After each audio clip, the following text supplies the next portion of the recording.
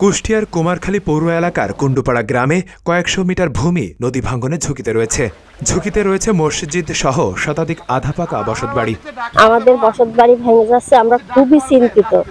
আমাদের বাসা ভাড়া বা আবার একটু ভিটা বাড়ি করবো এরকম কোনো সমর্থন নাই। দীর্ঘদিন সংস্কারের অভাবে ঝুঁকির মুখে পড়েছে পৌর এলাকার কুণ্ডুপাড়া গ্রামের শতাধিক পরিবার। নদীর পানি বৃদ্ধি পাওয়ার সঙ্গে সঙ্গে বিভিন্ন স্থানে ধস দেখা দিয়েছে। তাতে শহররক্ষা বাঁধের পাশে প্রায় 10টি অংশে ছোট বড় গর্তের সৃষ্টি হয়েছে, যে কারণে বন্যার আতঙ্কে রয়েছে কুমারখালীবাসী। পানি উন্নয়ন বিভাগ থেকে জানা যায়, এই বিষয়টি তাদের নজরে রয়েছে, বরাদ্দ পেলে কাজ শুরু করবে। পানি উন্নয়ন বোর্ডের কাছে খবর দিয়েছিলাম, ওনারা একবার আসছিল আর আসে নাই। ভাঙন তো প্রথম থেকে যখন আস্তে আস্তে পানি বাড়ে তখন থেকে আস্তে আস্তে ভাঙন। আমরা অনেক লোকজনের কাছে বলেছি, কেউ এই পর্যন্ত আসেনি এদিকে দেখতে। বুধবার সকালে সরেজমিনে গিয়ে দেখা যায়, কুণ্ডুপাড়া এলাকায় বেশ কয়েকটি জায়গায় ভাঙন দেখা দিয়েছে। বাঁধের একপাশে 50 মিটারের মধ্যে কিছু বালু ভর্তি জিও ব্যাগ ফেলা হয়েছে 3 বছর আগে।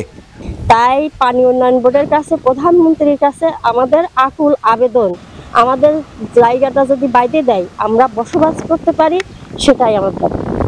কুষ্টিয়া পানি উন্নয়ন বিভাগের উপপ্রকৌশলী মোহাম্মদ রাশেদুল ইসলাম জানান, নদী ভাঙন সম্পর্কে অবগত আছি। বিষয়টি ঊর্ধ্বতন কর্তৃপক্ষকে জানানো হয়েছে, বরাদ্দ পেলে ব্যবস্থা নেওয়া হবে।